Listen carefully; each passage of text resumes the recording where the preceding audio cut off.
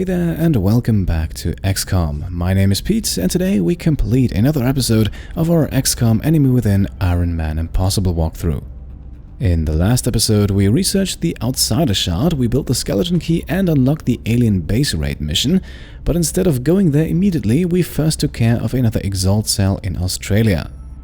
And today we will very likely also not complete the base raid either, as we want to save it for the very end of the month, where it could give us a very handy worldwide panic reduction. So to get things started today, we will quickly jump over to the Gene Labs, as we want to continue to equip our squad with useful modifications. Assault Adam Work already underwent the procedure in the last episode, but we want to have at least 2 modifications on everyone, so let's send him in again, and this time we're going for Mimetic Skin. This might very well be the single most powerful gene mod in the game, as it can turn a soldier invisible as long as they stay in full cover and are not seen by enemies at the beginning of their turn. Even better, the ability can be used an infinite number of times per mission, even if it was previously disabled, so going back into stealth from an ambush attack is possible. The modification is quite costly, but I think it's definitely worth it, so let's spend 150 credits and 65 units of melt to get Adam his next gene mod. I'll have the selected volunteer sent to surgical prep immediately. Once the genetic modification is complete, I will notify you directly. And with Adam in the lab, we can start the scanners, and as you can see here, the alien base assault is still available, but like I said, we're going to save that for the end of the month.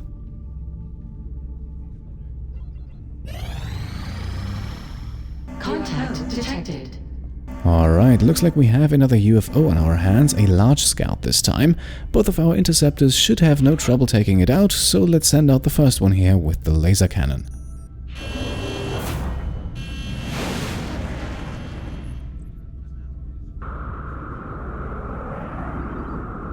We have eyes on the bandit. Approaching target now.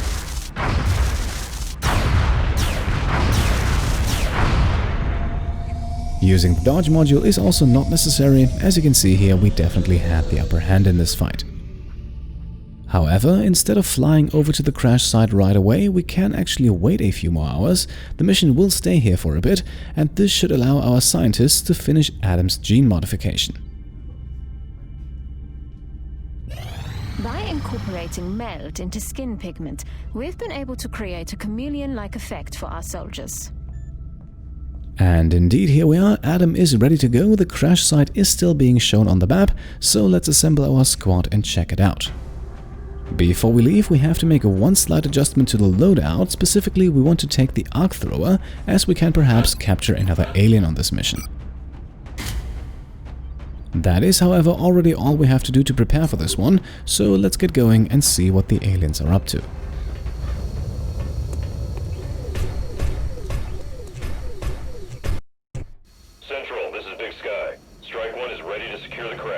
Copy, Big Sky. Strike 1 is cleared to attempt the breach. And no surprise here, we're deep in the forest, the UFO is somewhere ahead of us, and we also have 2 melt containers on the map that we want to grab if possible. However, unlike in our previous missions, we start things off with a neat advantage, namely the Mimetic Skin gene mod on Adam. This modification allows us to safely dash Adam up ahead of the squad as a scout, because at the moment we don't have any enemies around that can see him, so he will cloak on his way and remain safe from detection. He is now in full cover and no one can see him, but we can see that no aliens are in sight, so let's move everyone up to Adam's position as well.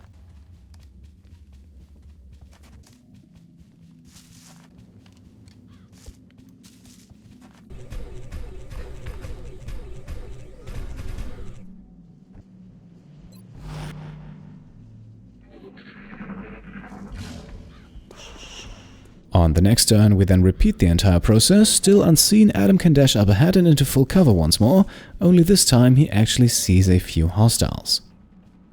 Now, it took me a second to find them here, but there they are, a group of thin men who have not caught wind of our presence yet, and ideally we keep it that way for the rest of the turn. So Rosilius here can move into a sniping position, but out of range of the thin man, who he could potentially fire at using squad sight on the next turn. We might also need a rocket or some grenades soon, so let's move up Andrea a bit, and Shoji can also get into a slightly more central position. Emilia moves up as well, and so does Mech Trooper Nicholas Mahoney, and now we can put everyone on Overwatch and hope that the Thin Men run into our trap.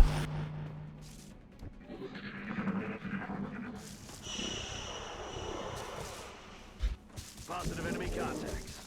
And indeed they do, well, at least one of them, who promptly gets obliterated thanks to Shoji's reaction shot. This one is finished.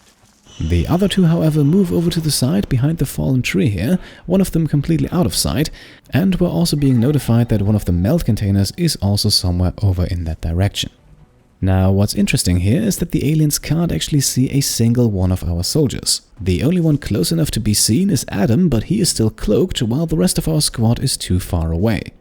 So while we have a visual, the Thin Men do not, and that is something we should use. So, making sure to stay in the cover of that rocky plateau, we can move a few of our soldiers a little bit closer, and then, once everyone is in position, we activate Overwatch and see what the enemies do.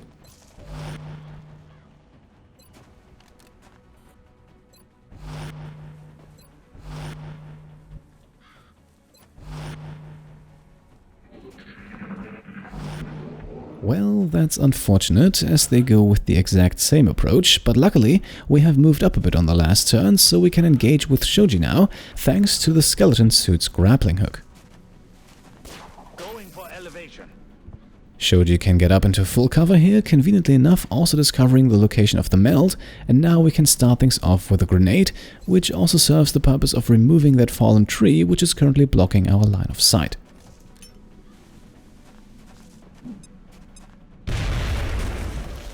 And that is exactly what I had hoped for. Just like the first Thin Man, the second one likely did not move either on the last turn, so our grenade now damages and reveals them both. And that second Thin Man, who had been hidden previously, is now of course an easy target for Sniper Wargal.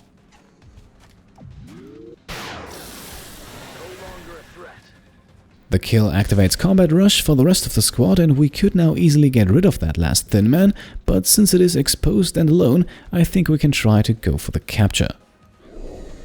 For this purpose, we will reveal Adam as he dashes into half cover right next to the enemy, also drawing reaction fire on the way, but thanks to his lightning reflexes, he remains unharmed. On the next turn, he should hopefully be able to go for the stun, but let's make sure the Thin Man doesn't do any unnecessary damage until then. First, we can move Andrea out of harm's way and into full cover, and then we can position Nicholas and his 18 hit points as bait. We can also move just a bit with Emilia and throw a flashbang grenade to reduce the Thin Man's accuracy and movement range, and finally we can safely get the enemy down to 1 hit point by using Nicholas' collateral damage ability. Bombarding that position.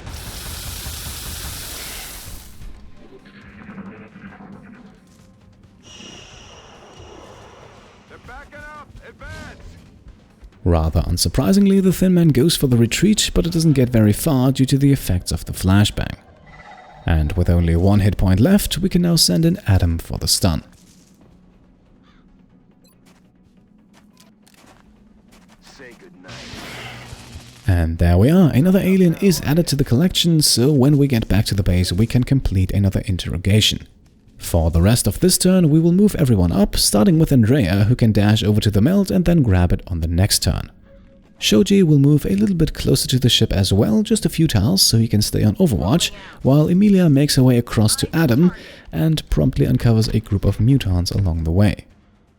Really unfortunate positioning here, as none of the moves we made earlier revealed this group, and now we only have a few limited options to deal with the threat. Now, luckily we only have 1 Muton that's currently visible, but that one is still a significant challenge. So, first things first, change of plans with Shoji as we lay down suppression fire to deal 2 points of damage and to increase the hit chance with holo targeting. This gives Resilience here a guaranteed hit, but he needs the critical to get the kill, and despite a 75% chance, he is not successful. And that leaves only Mech Trooper Mahoney, whose chance to hit could be better, but will have to take the shot.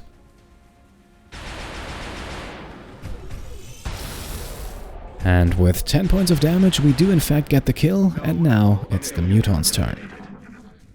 As you can see though, the 2 that remain do surprisingly not show themselves at all, so we can safely grab the meld and then assess the situation. There is a very real risk that we run into 1 or 2 overwatches if we move closer, so let's avoid detection by approaching with Adam, who is once again going for stealth. And that works like a charm. He detects one Muton in a flanked position, but despite the flank over this distance, Adam is not the one to take the shot. Instead, we can use a rocket with Shoji, simply because moving someone else into range could still trigger reaction shots. Launching. Alright, and that turns out to be a very good decision, as the rocket's wide blast radius causes hits on both remaining enemies, who are now left with 2 meager hit points each. The Mutons Intimidate luckily does not have any effects, so let's clean this up now.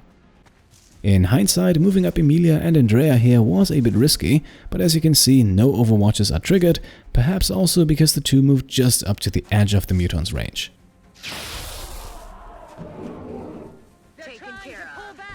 Emilia finds her target for the kill, and that leaves only one, hopefully for Andrea, but we have a few other options as well.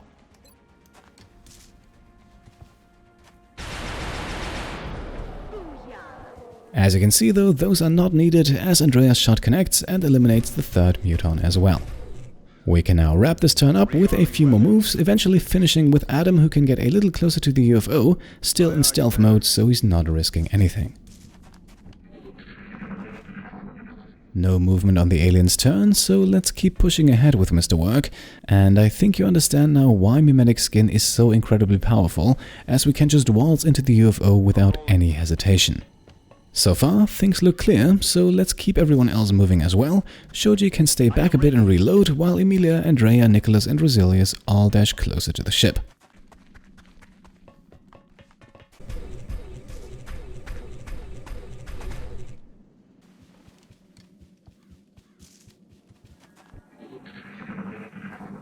And once again, nothing on the alien's turn, which leads me to suspect that we may have only the outsider left.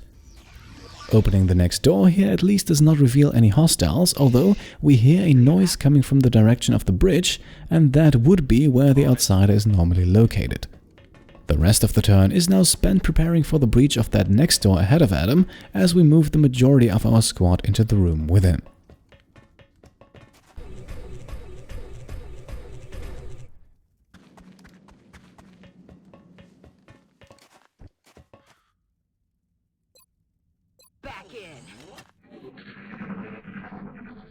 And another turn goes by without any hostile activity, and as you can see, there is also nothing behind the door here, so at this point I am fairly certain that it is in fact only the outsider standing between us and the completion of this mission. With 4 turns left on the melt we just discovered, we can also focus solely on the outsider for now, so we might as well move Adam over to the door to the bridge and take a peek inside. That doesn't reveal anything, but then again Adam is invisible, so that's hardly a surprise. Enemy in sight. And indeed, as we move up with Andrea here, the outsider shows itself and moves into a position where we can easily get the kill with a simple run and gun. Moving.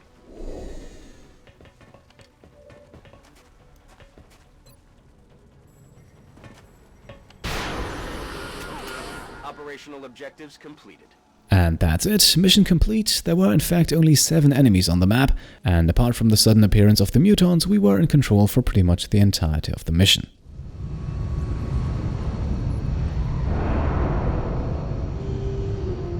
Everything by the numbers and not a scratch on them. Hopefully every operation goes this well. No surprise to see no promotions here, only Nicholas can actually still receive one, so let's take a look at the loot. Another live capture? Please give my thanks to the main commander. I know it can't be an easy task trying to bring them in alive. You can trust that the research team will make it worth the trouble. The most important thing is of course that we brought back a live Thin Man, so we can now interrogate it, and we have also obtained another light plasma rifle, which we cannot use until we have researched it. Since this was a UFO mission, we also once again come away with plenty of alloys and delirium, as well as with 2 intact flight computers and power sources, and 2 more that we can sell. For now though, let's head over to the research labs and complete our next interrogation. Once again, we can do that instantly, thanks to the continent bonus from South America.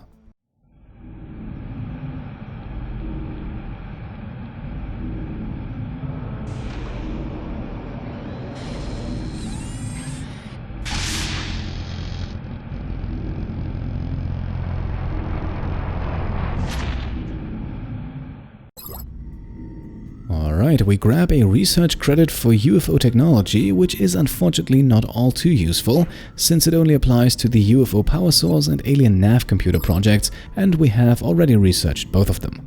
Still, it gets us one step closer to completion, and we can now continue researching the new fighter craft. We can also quickly head over to the grey market to sell the 2 damaged flight computers for 40 credits, which we can then immediately use for our next gene modification.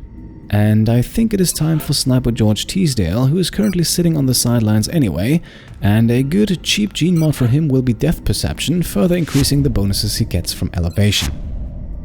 As usual, the procedure will take 3 days, but with everyone else healthy, we can spare him should another mission pop up in the meantime. Excellent. We'll begin prepping the candidate for surgery immediately. I will notify you when the genetic modification process is completed. Whether or not that happens, however, that is something we will find out in the next episode, as we have reached a good point to make the cut for today. By the way, I have received this question a few times now. Yes, we will eventually bring a few new soldiers into our rotation, but ideally I would like to complete the 3 remaining projects in the officer training school first, as those provide low-ranking soldiers with a significant boost, most importantly with an actual class to use, and that should make the integration into our existing squad a lot easier. As those 3 projects are rather expensive, though, it could take a few more episodes until we have enough cash, but fear not, we will change things up soon enough. So, for today, let's wrap things up right here. I hope you enjoyed the episode, and if you did, then I would of course be very happy if you could leave a thumbs up. If you like what I'm doing and want to support me and my channel further, then you can also subscribe to stay up to date, or check out and maybe pledge to the Pete Complete Patreon. Thank you all for watching, and I'll see you next time. Cheers.